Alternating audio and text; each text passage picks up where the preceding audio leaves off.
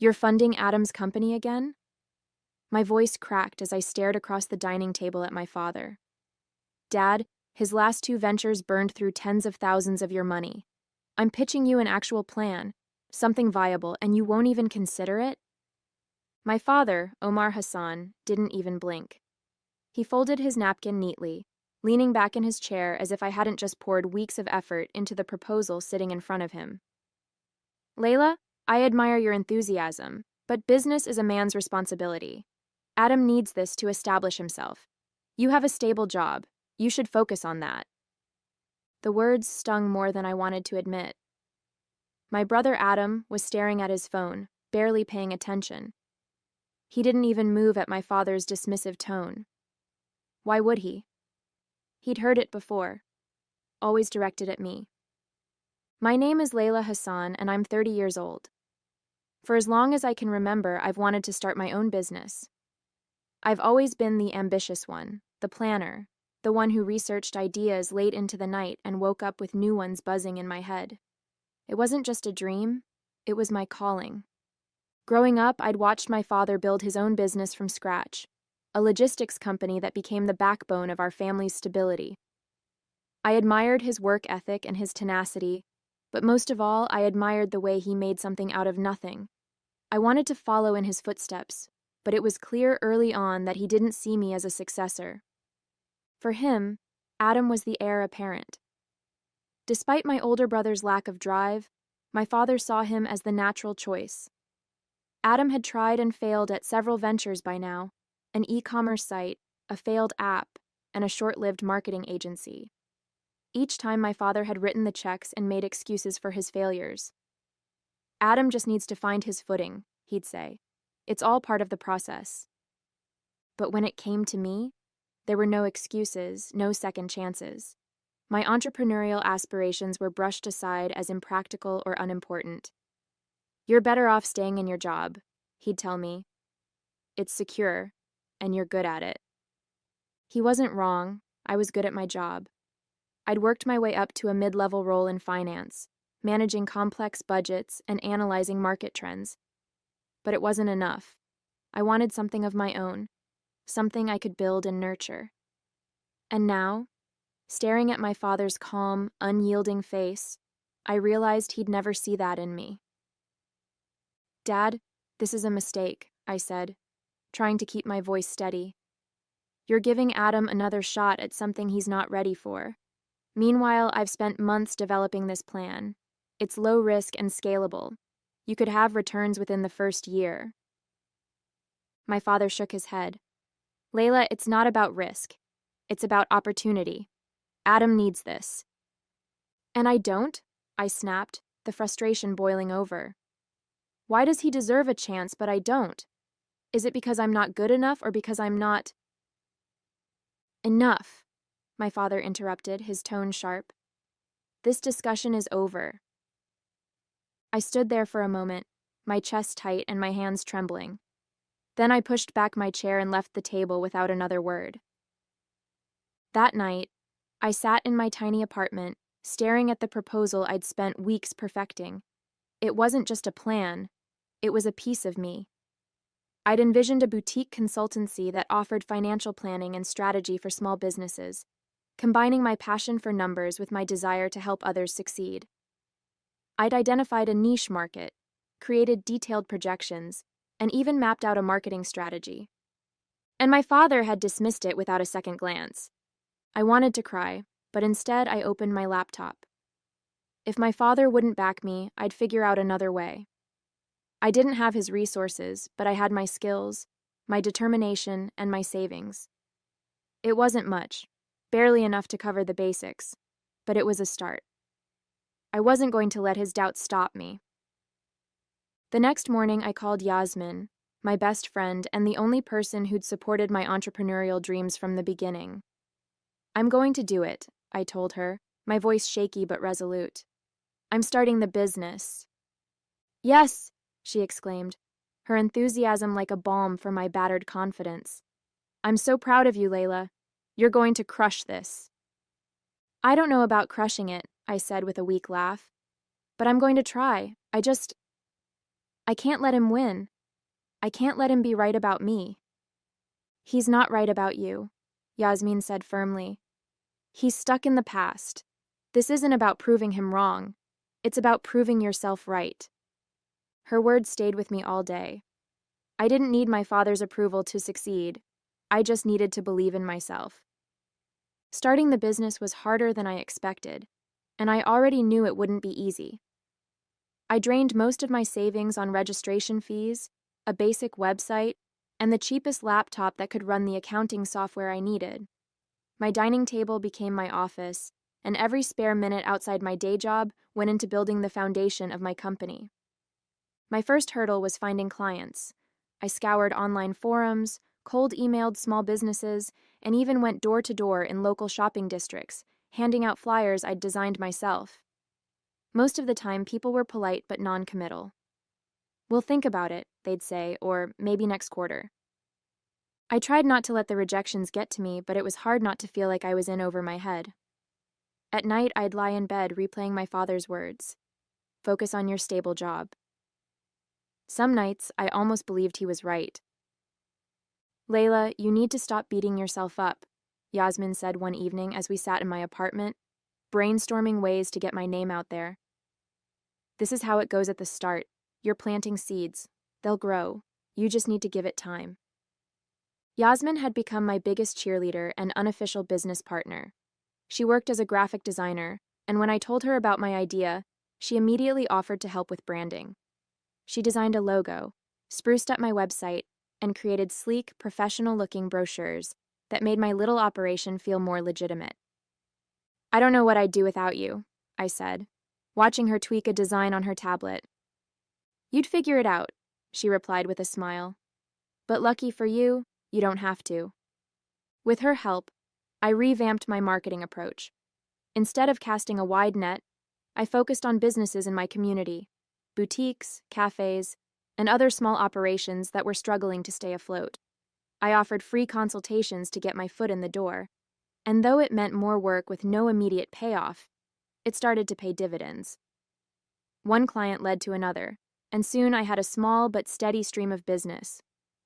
Meanwhile, my family's skepticism hung over me like a dark cloud. My father hadn't said much since I'd walked out of that dinner, but his silence was its own kind of judgment.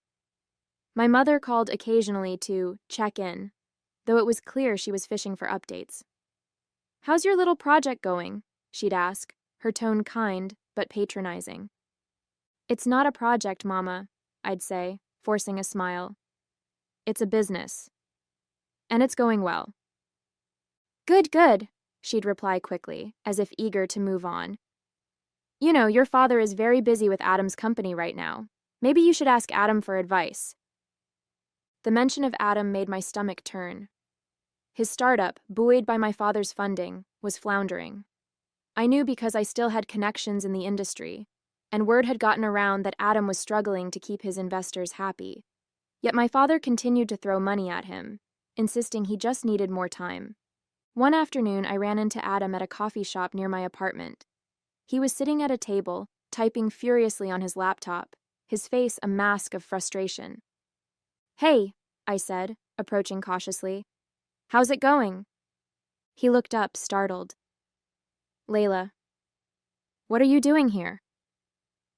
"I live around the corner," I said, gesturing toward the window. "How's the company?"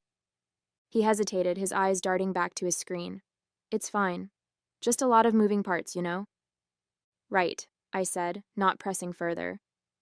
But as I walked away, I couldn't shake the feeling that Adam was in way over his head. I almost felt sorry for him. Almost. Back at home, I threw myself into refining my strategy. I started tracking every detail of my business, analyzing what worked and what didn't. I tightened my budget, streamlined my processes, and set ambitious but achievable goals. Every small victory felt monumental. The first client to recommend me to someone else. The first month I made enough profit to cover my rent. Each step forward proved to me that I was capable, even if my father couldn't see it. One evening, Yasmin and I celebrated my first big milestone, landing a contract with a local chain of bakeries to manage their finances and payroll. "This is it, Layla," she said. clinking her soda can against mine. "This is your breakthrough." "It's a start," I said with a smile, though my heart swelled with pride. For the first time, I felt like I was gaining real momentum. Despite the progress, setbacks still came. A potential client ghosted me after weeks of negotiations. Another dropped my services after deciding to hire an in-house team. Each time, I felt the sting of rejection, but I refused to let it derail me. Instead, I leaned on Yasmin and reminded myself why I'd started this journey in the first place. "I'm not doing this to prove my father wrong," I said during one of our late-night planning sessions. "At least, not entirely. I'm doing this because I believe in it. I believe in me. And that," Yasmin said, pointing at me with her pen, "is why you're going to make it." The turning point came 6 months after I launched my business. The bakery chain I'd landed as a client started recommending me to their suppliers, and suddenly, my inbox was flooded with inquiries. Within weeks, I was managing financial planning and payroll for 5 small businesses, and I'd hired Yasmin part-time to help with branding and communications. The growth was exhilarating. For the first time, I could afford to move my office from my dining table to a co-working space downtown. It wasn't fancy, but it felt like a milestone, a tangible sign of how far I'd come. Every time I walked into that space, with its floor-to-ceiling windows and buzz of creativity, I felt proud. I built this, I'd remind myself. I made this happen. Meanwhile, the cracks in Adam's startup were becoming impossible to ignore. Rumors swirled about missed deadlines, unhappy investors, and internal chaos. My mother's calls became more frequent, her concern for Adam seeping into every conversation. "He's under so much pressure," she'd say, her voice heavy with worry. "Your father's doing everything he can to help him, but I don't know if it'll be enough." The collapse came fast.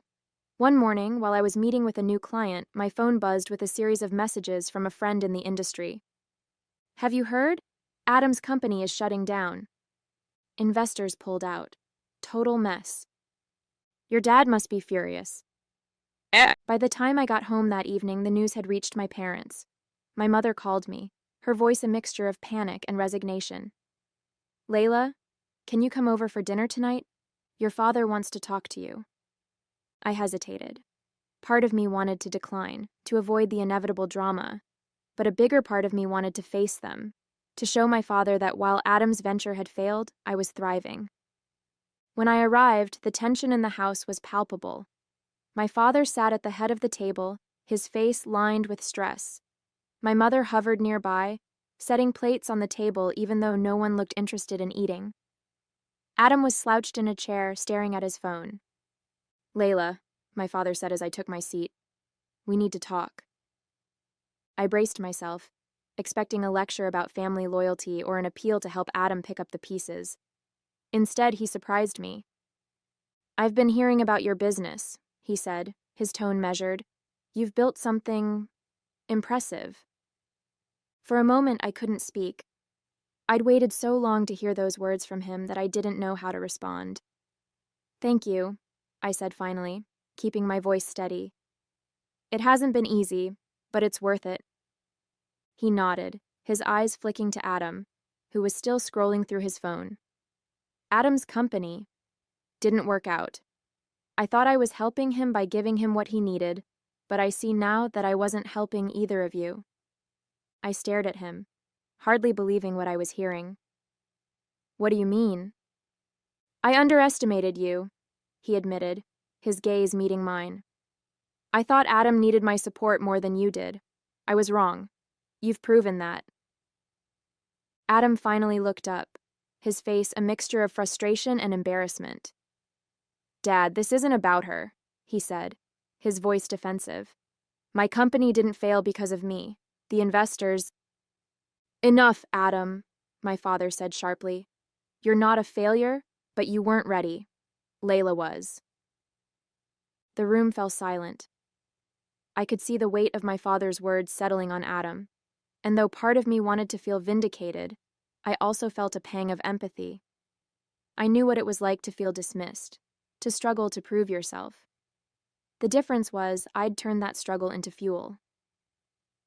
Layla, my father continued, his voice softer now, I'm proud of you. I should have told you that sooner. You've shown me what it means to fight for something you believe in. I see that now. For years, I'd imagined this moment, my father finally acknowledging my worth, apologizing for overlooking me. I thought it would feel triumphant, like winning a long and brutal battle. But in that moment, I didn't feel like I'd won anything. I felt something deeper. Peace. Thank you, Dad, I said, my voice steady. I didn't do this to prove you wrong. I did it because I knew I could. And I hope now you can see that too. He nodded, his expression heavy with a mix of regret and pride. I do, he said simply. That evening, as I left my parents' house, I felt a sense of closure I hadn't expected. My father's words couldn't undo the years of doubt, but they were a start. More importantly, they weren't the validation I needed anymore. I'd found that on my own. The weeks following that dinner were quieter than I expected. My father didn't bring up Adam's failed startup again, but the tension between them seemed to ease. Adam still carried the weight of disappointment, but he began asking me questions about my business, questions I never imagined he'd ask. One evening, he called me out of the blue. Layla, he started, sounding hesitant. How do you manage your client relationships? Like, what keeps them coming back? I almost dropped my phone. Are you asking for advice? Yeah, he admitted. I mean, clearly you're doing something right. I don't want to make the same mistakes again. For a moment, I wasn't sure how to respond. Part of me wanted to bask in the irony, my brother, the golden child, asking me for guidance. But I could hear the sincerity in his voice, and it reminded me of how much I'd wanted that same validation not long ago. It's about trust, I said finally. You can have the best product or service in the world, but if your clients don't trust you to deliver, none of it matters. You have to show them you're invested in their success. Huh, Adam said thoughtfully. That makes sense. Thanks, Layla. The call ended, but it stayed with me. Adam's humility, though tentative, was a sign of growth I hadn't expected. My father, too, began to change. He stopped referring to my business as a project and started asking real questions about my clients, my strategies, and my long-term goals. He even offered to connect me with a few of his old contacts, though I politely declined. I wasn't ready to mix family and business again, not yet. Still, his support meant something. One afternoon, he visited my office for the first time. It was a modest co-working space, nothing like the sprawling headquarters he used to run, but he seemed genuinely impressed.